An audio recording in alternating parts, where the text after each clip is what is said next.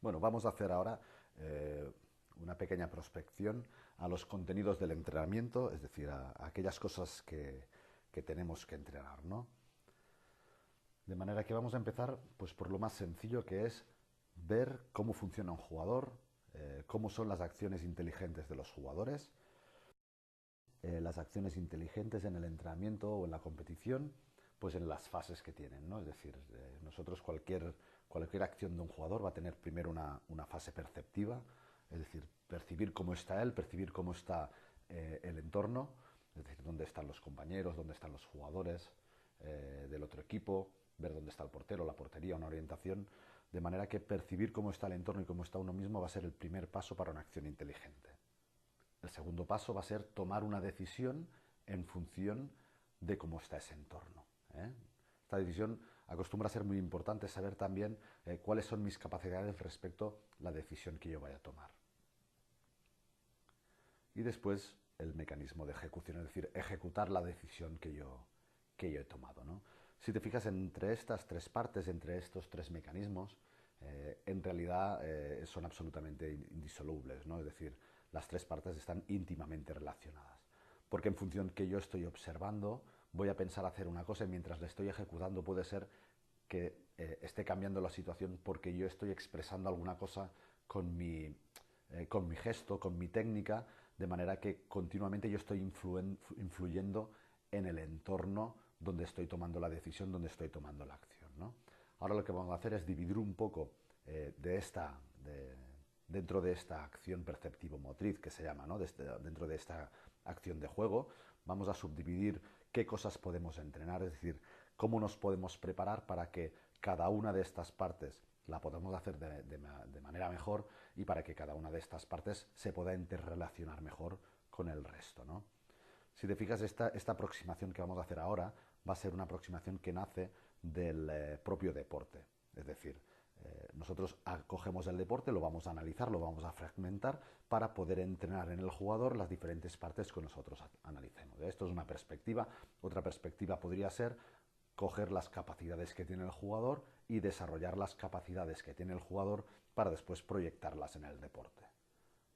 De momento vamos a coger esta primera perspectiva, la de coger el deporte, fragmentarlo, diseccionarlo, estudiarlo y a partir de aquí, después de este primer análisis, vamos a hacer que el jugador con una metodología o con otra, con un sistema o con otro, pueda ir aprendiendo y haciendo suyo todas estas cosas que nosotros hemos visto en el deporte, ¿no?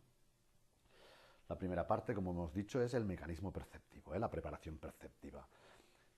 En este campo vamos a trabajar sobre los sentidos, sobre el campo visual, es decir, vamos a hablar del campo visual periférico, del campo visual central, cómo lo podemos entrenar, qué tipos de ejercicios nos pueden ayudar para mejorarlo. También de la percepción cinestésica, del sentido cinestésico, es decir, de cómo yo sé que me estoy moviendo sin estar viéndome, cómo sé yo cómo tengo colocado el brazo, cómo tengo colocada la pierna, a qué altura levanto una rodilla, ¿vale? Es decir, de todos estos receptores que tenemos a nivel articular y a nivel muscular, pues si los podemos entrenar, de qué manera los tenemos que hacer, ¿no? También a nivel táctil, es decir, yo sé cómo tengo apoyado mi pie en parte por la presión y por el tacto que estoy notando yo, sintiendo yo de mi zapatilla, de mi pie con la zapatilla y de la zapatilla con el suelo. O sé yo también que estoy cogiendo un balón de según qué manera para poder realizar un lanzamiento después mejor o en el momento de la recepción con qué parte de la mano estoy cogiendo el balón.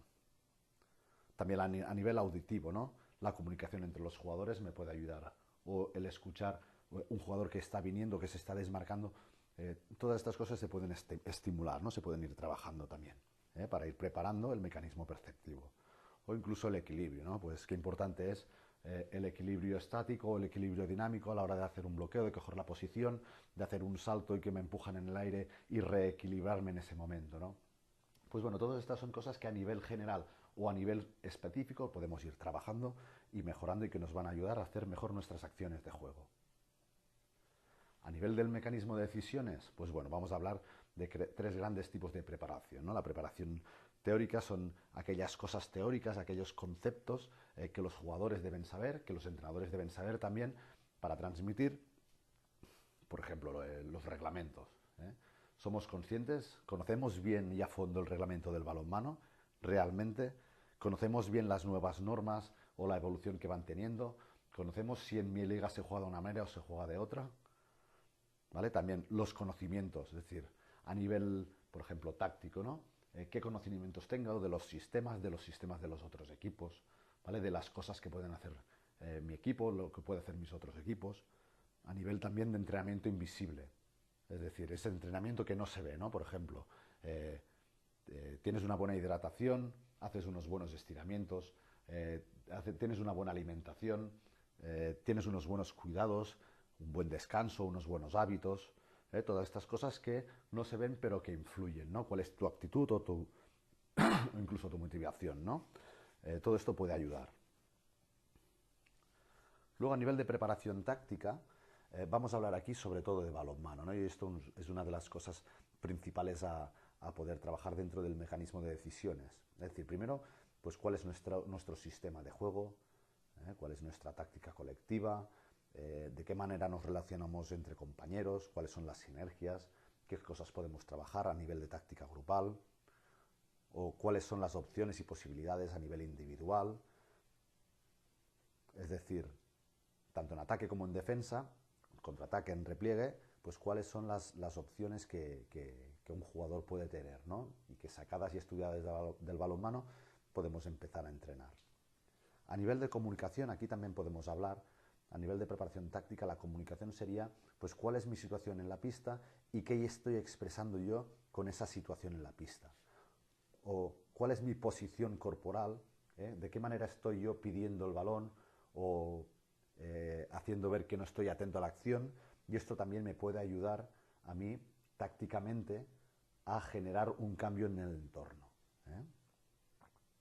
O a lo mejor pues en la dirección de partidos aquí tanto a nivel individual como colectivo, ¿no? Es decir, cuál es la estrategia, cuál es la táctica grupal que nosotros utilizamos en función del tiempo, en función del marcador. Por ejemplo, no es lo mismo mandar una jugada en el minuto 1 que en el minuto 59. Hacer una finta en el minuto 1 que en el minuto 59, eso está claro.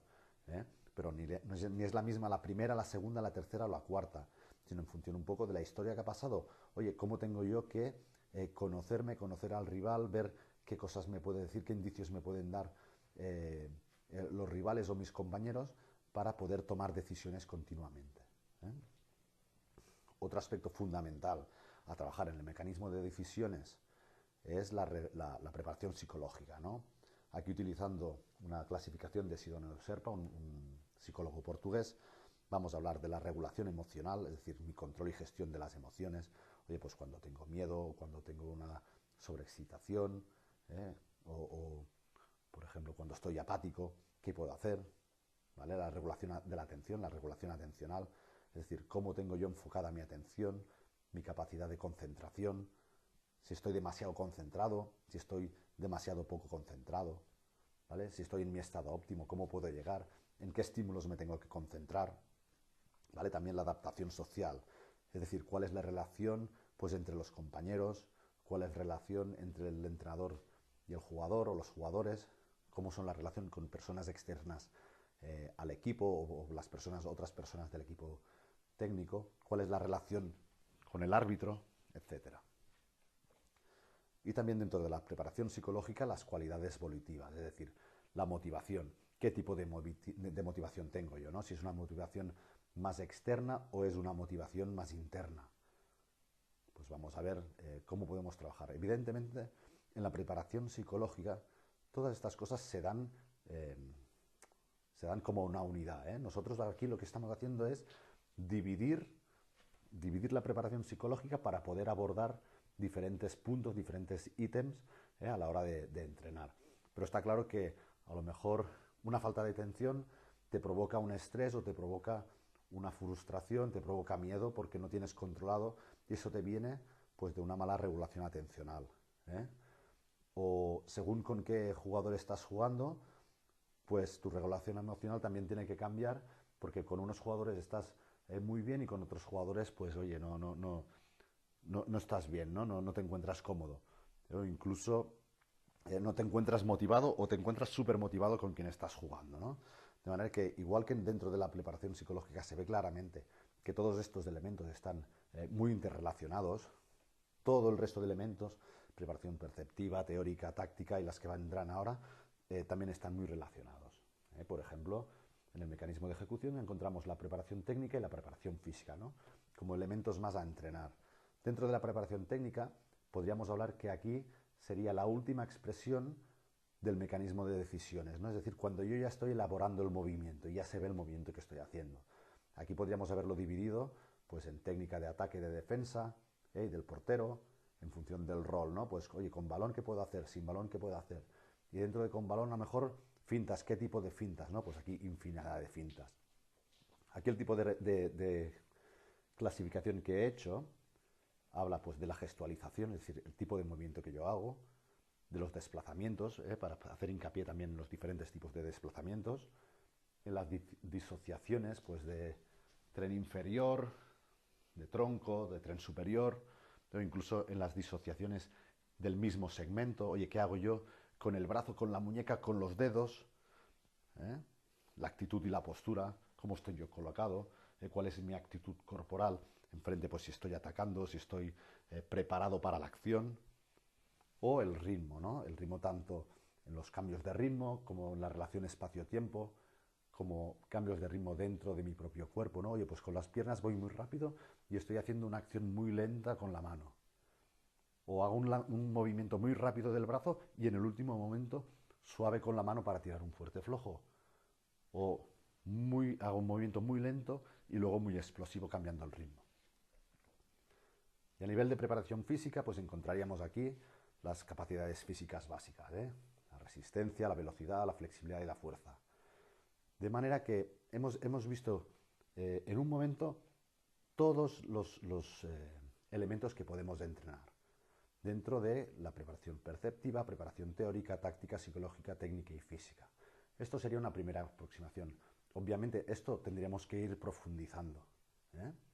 Si hablamos de entrenamiento integral, vemos claro que cualquier ejercicio específico tiene que contener partes de todos estos elementos. Que claramente hay un trabajo perceptivo, que hay un trabajo teórico, que hay un trabajo táctico, que hay un trabajo psicológico, que hay un trabajo técnico y que haya un trabajo físico. Este entrenamiento integral muchas veces es muy bueno, sobre todo cuando no se tiene tiempo, pero a veces también está bien trabajar por separado cada uno de estos ítems dentro de la preparación del deportista. Teniendo en cuenta que siempre se da esto como una sola unidad, que no es que la preparación física vaya por un lado y la táctica por el otro, sino que hay que tener una cierta interrelación entre los diferentes mecanismos de acción de un jugador.